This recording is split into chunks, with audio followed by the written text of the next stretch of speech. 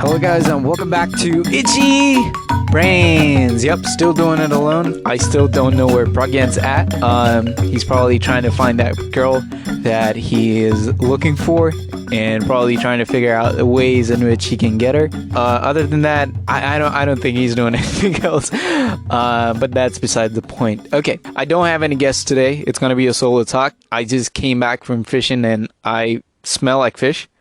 It was a good time though. So today I took a friend of mine fishing for the first time, and it was great. It was his first time. I took him to Walmart, which is a common grocery store over here in the U.S., where you can find all sorts of things. And it's a mixed bag. You can find anything there. So we went there, and there's this aisle of just fishing section. And there are equipments, there are baits, there are fishing rods. We went there and, because of this COVID-19 thing, most of the items from the shelf are missing, and it's fishing season, so it's summertime. So people like to fish here. And so most of the items are gone from the shelf. But I was trying to get a fishing rod for him, and unfortunately we couldn't find one. And the ones that were left there were kind of expensive, so we were like, nah, you're just a beginner, we don't need to buy anything expensive. And then we got to the fun part, which is like, okay, so whenever you go to this aisle, right, this fishing aisle, and it's like there are so many stuff there that you see like fish, like fake fish, and then there are hooks, there are bazillion things there.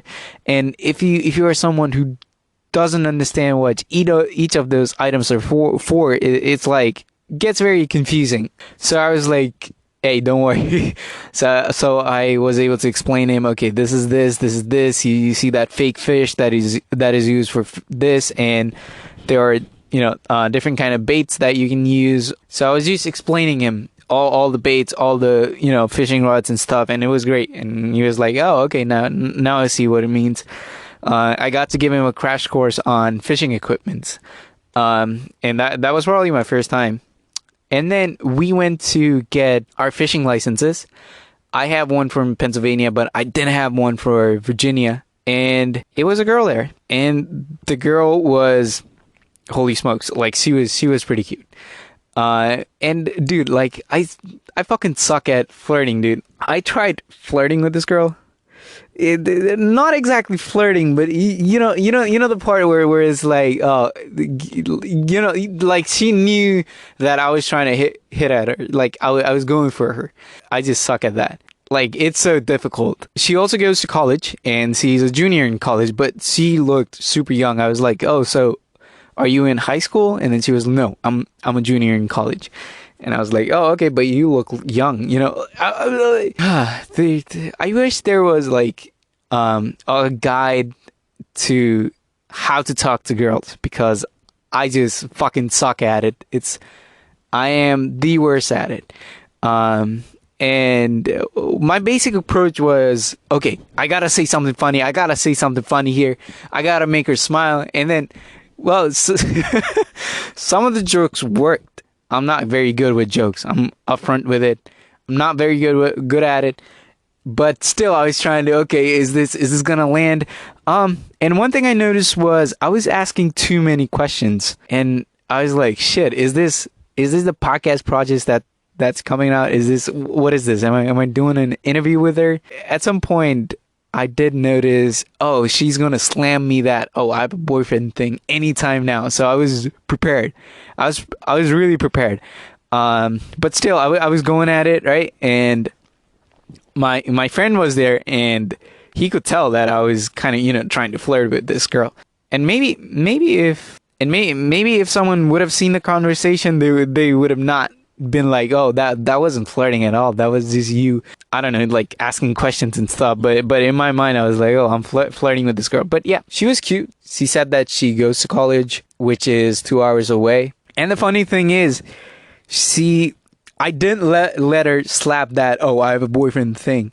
Maybe she didn't have one, but there was a point where she told me that her birthday was on late August. So I was like, oh, is this a pitch? Should I ask her number now? Is this the time where I'm supposed to ask her numbers? And I had this I don't know, like a cheesy line in my head. I was like, oh, this is the point where I go, oh, hey, can you give me your number so that I can text you when it's your birthday? It was like throughout the whole conversation, that was like the spot, the most appropriate spot where I could have landed that. I could have landed that number thing. Okay, hey, oh, it's your birthday coming out. Why don't you give me your number so that I can text you and wish you a happy birthday?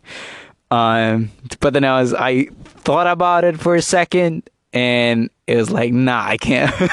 It just, no, that's not happening. That's not happening. I was like, if I tell her that, she is probably going to call someone here, and she's probably going to leave. And I was like, okay, let's not do that. And I was like, hey, happy birthday. Well, happy advanced birthday. I don't know when I'm going to see you next, but keep doing your thing. But yeah, that was the flirtiest part that I had done in the longest while. Fucking, I gotta read some books on how to talk with girls. The other thing that I would like to mention before starting the podcast is I was watching this movie called Midsommar, which is a really good movie. And if a buddy of mine, Ronak, if you're listening, we're not going to do a review on that movie because I fucking hate that movie. I hate it in a good way. It's like the movie does its job so perfectly that I just don't want to go back and revisit it. It was like that one time was enough. That one time was more than enough for me. The movie is called Midsommar, and it's a horror movie. I don't want to give too much away, but just know that it's really depressing. And me trying to be in the me trying to get into the film industry is like, okay, whenever I watch a movie, it's like I gotta completely observe what's going on, what the fuck is going on, how is he using camera, how is he placing his characters. So I get really invested in a movie, whatever it may be, even if it's like, even if the movie sucks, it's like, okay, I gotta give at least some bit of attention to it. And the best way to describe the movie is that if you have a happy mood, if you go into this movie, you're gonna come out sad. You're gonna come out depressed. That's how I felt when the movie was over. It was just like everything just went bad. It was like, yeah, life sucks. This fucking, like, the movie made me feel miserable, which can be compliment to the movie because it did a job.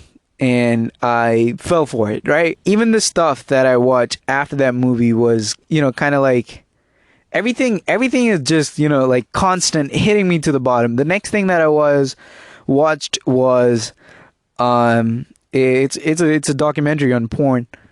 And since I'm interested in, like porn stars, how they work and what goes behind the scene, I was like, okay, I can give this documentary a shot. And the documentary fucking made me cry like a baby. It's about porn star. It's called Hot Girls Wanted. And the documentary follows mainly the storyline of a girl who is just getting into this industry.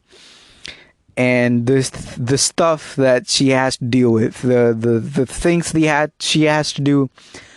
When I was watching the documentary, it gets so fucking, like, disturbing. I just kept thinking to myself that how the fuck is it that I watch porn and never get this disgusted? And I just, it was so weird. I was like, after the documentary, throughout the documentary, I just fucking cried. It's so heartbreaking. The girl who gets into the industry, she has to tell her mom that, she has sex in front of the camera for a living. And she tells her mom, and then afterwards she has to tell her dad. And she has a boyfriend, and it's weird when she goes to parties and stuff because all the other people are making fun of, oh, aren't you that porn star? Why don't do you want us to play your porn in the TV? And it's awkward for her. It's so bizarre. That really made me want to quit porn. And like, this podcast is probably the best way to do it because this podcast is a form of social contract. And when I say that I quit porn, it's not just me saying it to myself. It's like I'm making contracts with other people that are listening. That it just goes into their head that, oh, okay, so this guy doesn't watch porn anymore. Cool. If anyone is interested in porn, like the sex industry, sex workers, and all this kind of stuff, they can definitely look up Hot Girls Wanted on Netflix. It has some nudity in it, but it doesn't depict any sex scenes. So there you go. So Midsommar was the beginning, and then I watched Hot Girls Wanted. Then I went on to watch this video of dolphins being fucking slaughtered, and it was so brutal. I think it's on Instagram, and it's basically, so once a year, I think it's in Denmark or somewhere like that, they have this festival. I think it's a cultural thing, but so this country has access to seashore. So once a year, when dolphins migrate, whenever they're doing their thing, maybe it's the mating season or something like that, these people set up a trap for the dolphins, and they try to scare the dolphins away to the shore. And on the shore, people are waiting to fucking slaughter them. They have chainsaws in their hand, and trust me when I say this, the amount of dolphin is in, I think it's in the hundreds. It's like so many dolphins there, right? And there are probably like 500 to 600 people waiting there, just waiting to slaughter these fucking animals. And the post was, it was so depressing. Like they scare the dolphins to the shore, and people wait with chainsaw. And the way they kill these dolphins is by, they start the chainsaw and they just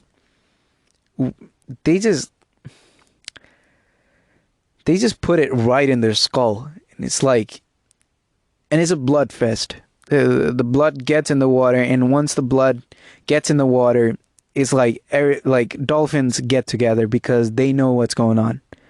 When the first drop of blood hits the water, dolphins, they get into this formation. They're like, okay, this is it.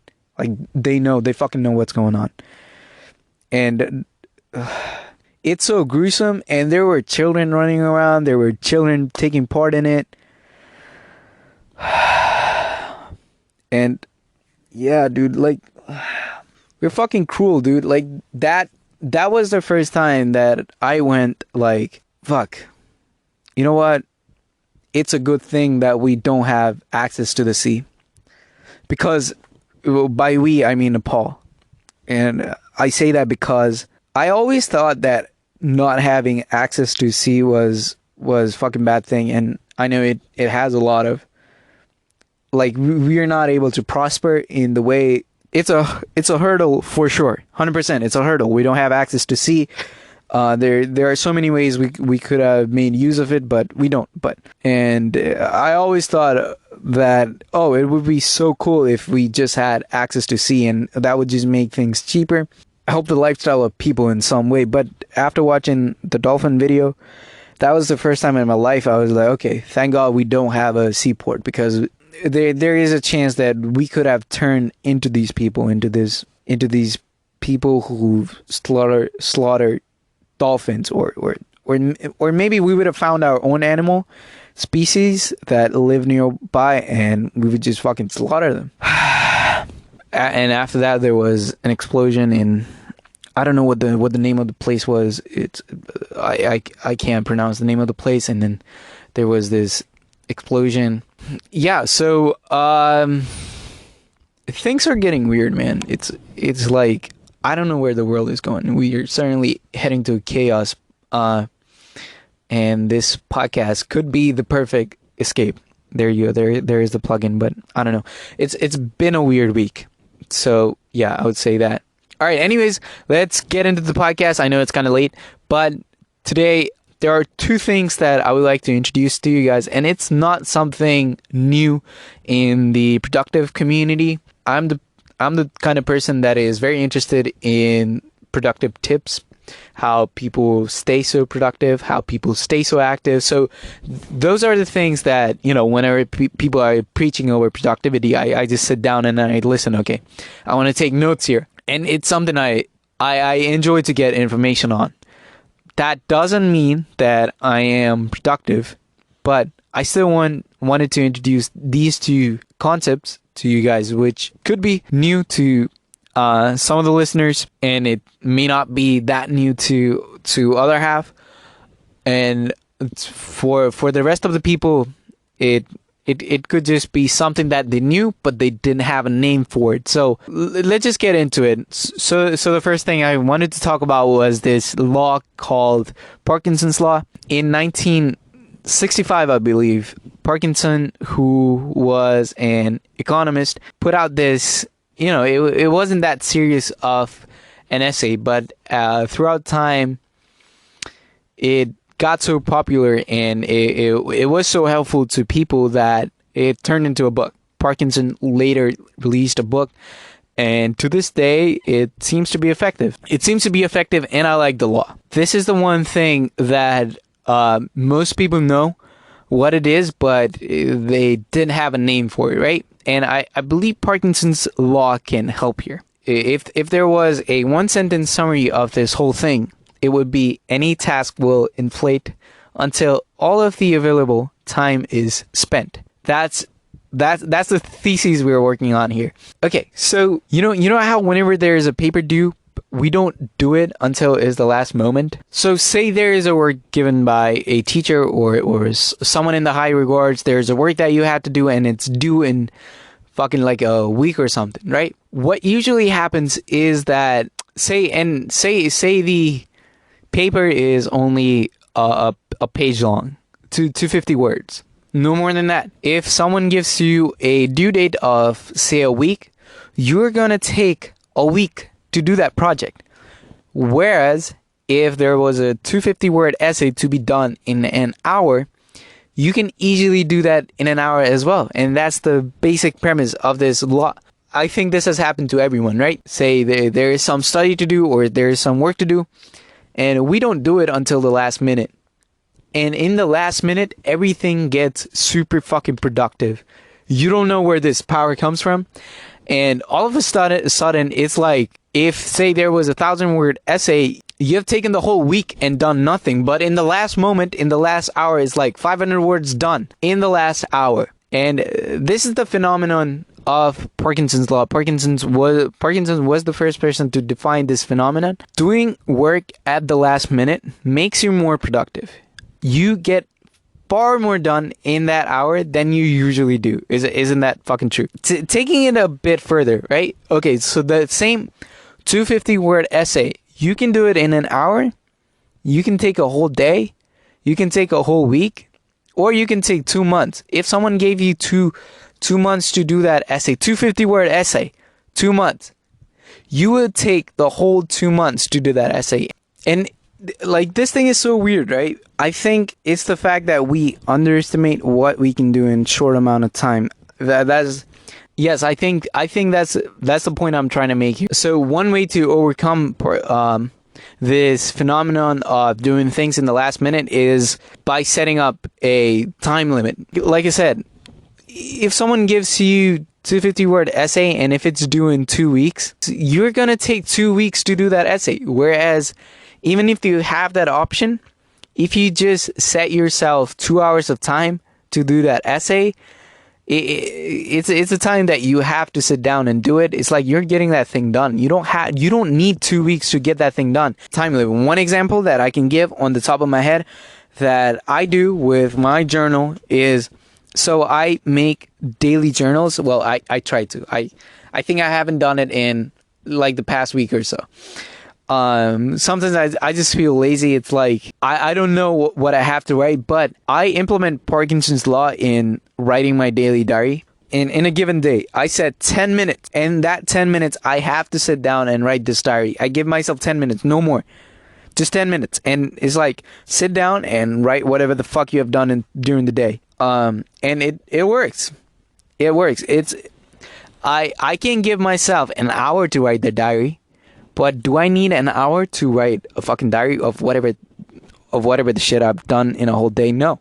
It's like 10 minutes works perfectly with me. And again, if I give myself 2 hours to write the diary, I will take 2 hours to write the diary. Whereas it's more about time managing. Parkinson's law is realizing that the same thing can be done in a shorter amount of time. You just have to realize that, okay, so this thing doesn't need to be that long.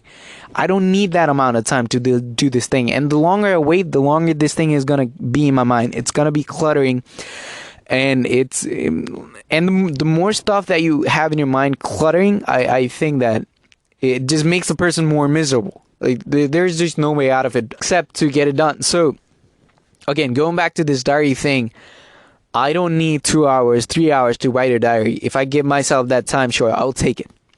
Sure, I will take it. But recognizing that only 10 minutes is fine to do a certain thing, and realizing that a time constraint, a time limit can just completely change your game is I think the big takeaway from Parkinson's law. So that's the first one. And the other principle that I want to talk about, it lands in the same category, it lands in the productive category, and this is the 80-20 principle.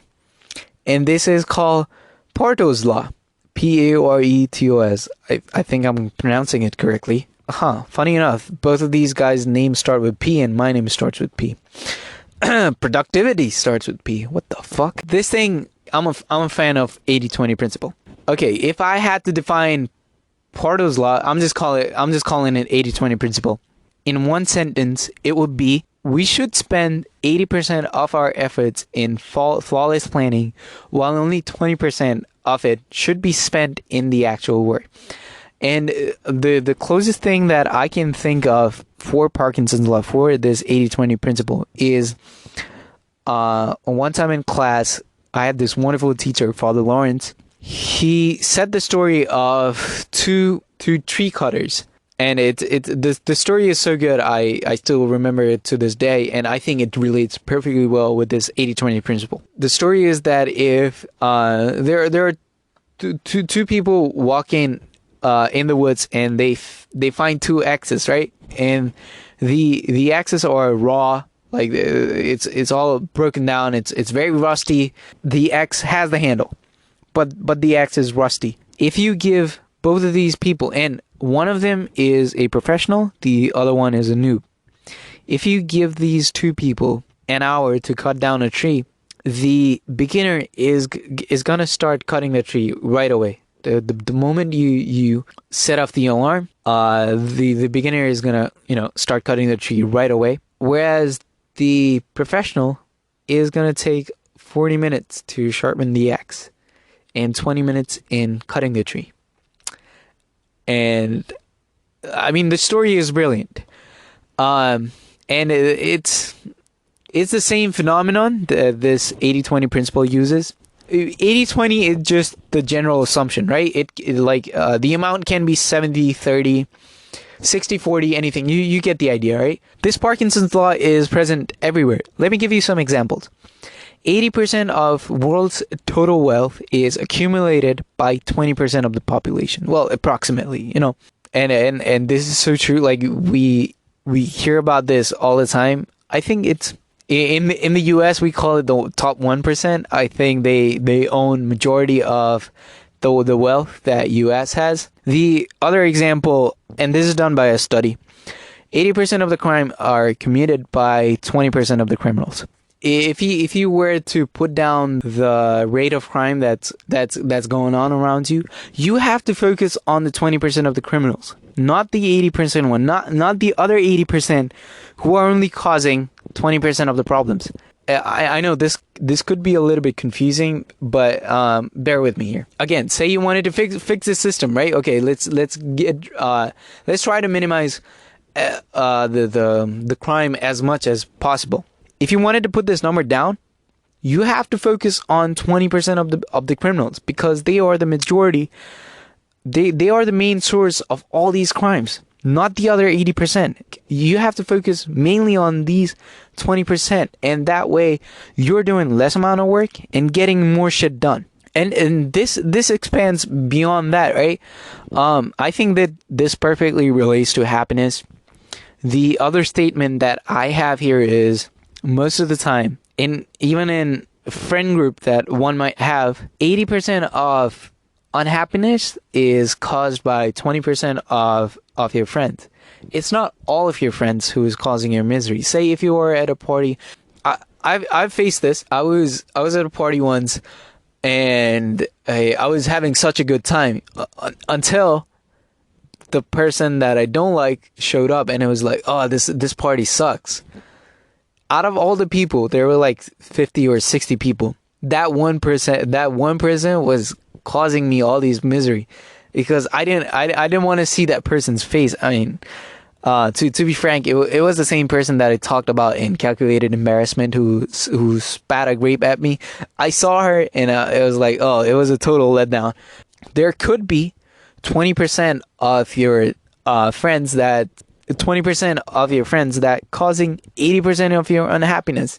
The other example that I have here is, I think this statement was issued by Microsoft. They had to fix some bugs. There were some error going on in their systems, and they were able to resolve that issue, right? And after they fixed that issue in their software, they said that only 20% of the bugs were causing 80% of the errors.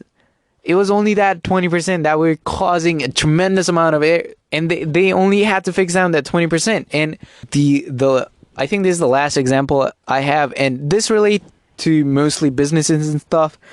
I think I got it from this book called The 4-Hour Workweek, which is written by Tim Ferriss, who I like to follow, and the book is very encouraging. It's very motivating, and there are lots of tips on productivity and that kind of stuff. Well, Tim Ferriss owned a business, and on the book he said that 80% of the profit for his company was coming from 20% of his employees.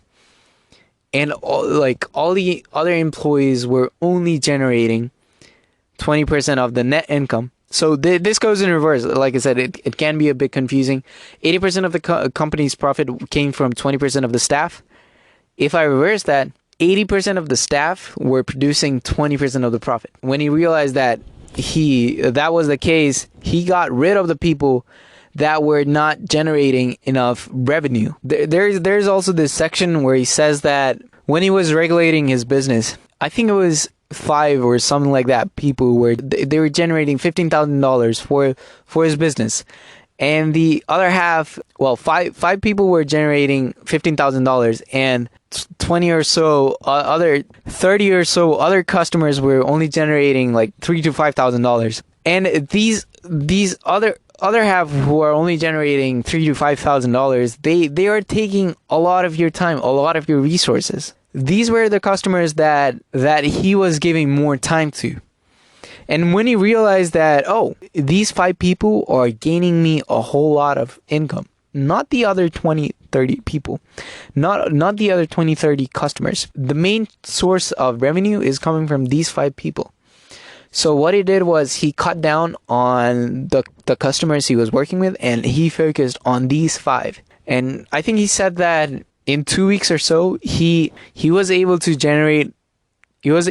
level up from $15,000 to $25,000. Well, like when I give examples of money, it's more juicy, it's more informative. But we get, like, the idea is that if you focus, out of all the things you do, only 20% of it are interesting or getting you more productive or helping you understand the world better, right? And the other 80% of the time you spend is all like it's spent here and there. You don't know what you're doing. And this applies not only to businesses or criminals or shit like that. This also mainly applies to happiness, right? We can realize that 20% of the stuff that we do are causing 80% of the happiness.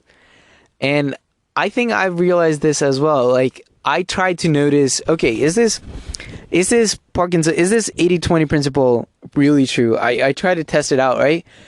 And it was. I think I was able to realize my unhappiness spot, right? So one of them would be social media use. The other one would be me just sitting around in the house and stuff like that. And I was like, holy shit. Okay, so there are a couple of things. 1, 2, 3. These are generating most amount of unhappiness. All the other activities I do are giving me at least a decent amount of happiness. And the point being of this 80-20 principle is that if I were to implement that, I should be focusing more on the stuff that makes me happy instead of the one that makes me miserable. And again, it's only 20% of the stuff that's making me miserable, not the 80%. And these two laws, Pareto's and Parkinson's, go hand in hand.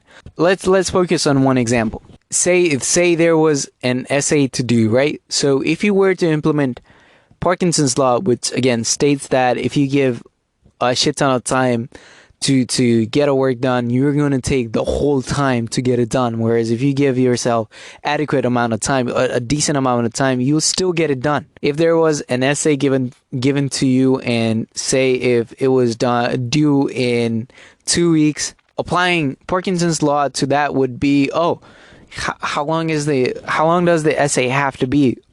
Okay, so if it's 250 pages, maybe you'll need only 1 hour. If it's, say, 500 pages, maybe you'll need 3, right? And after you have allocated yourself that amount of time, the other principle that you have to apply is this 80-20 rule, right? Even in the essay, you only have to focus on that 20% of the stuff that is the most important in any given topic. 20% of it is going to matter the most. How to give that, 20% the best impression it can get. How to make that 20% more informative. The other 80% you can talk about other things. One should be able to tell what the essay was by reading 20% of it. They don't have to go through whole 500 words. They should get a good idea of what your essay is by reading 100 words. That is 20% of 500. So the other place where I implement 80-20 principle is while reading book. Most of the time, a book contains only 80% of it ideas and 20% of it's writing, right? So one example that I can give is this book called The Checklist Manifesto. This is the book where it's like, if you read the first chapter, you're good to go. This is one of the best-selling books of all time, but the idea can also be generated from the title itself. It says The Checklist Manifesto, and if you go through the chapters, the first chapter is enough to give you 80% of the idea of the book.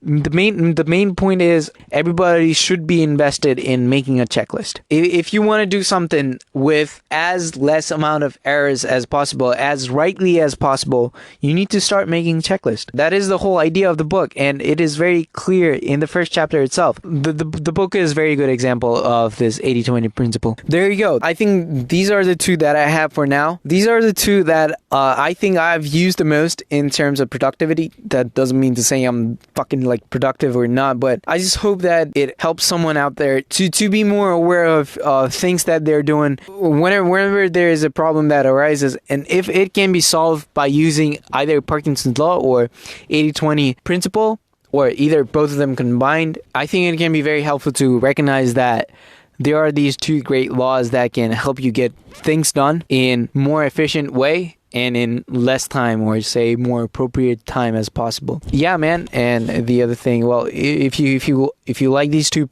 laws, which you can definitely check it out on Wikipedia or just Google them. I'll leave link to some of the books that I mentioned in the podcast and their Wikipedia page and other pages if I'm able to find those as well. There you go. Parkinson's Law, 80-20 principle. That's all the time I had for today for the podcast. I hope this podcast helped. I don't know what the fuck Pragen is doing. I hope he gets his girl. I hope I get to talk to girls better. Fuck, I fucking suck.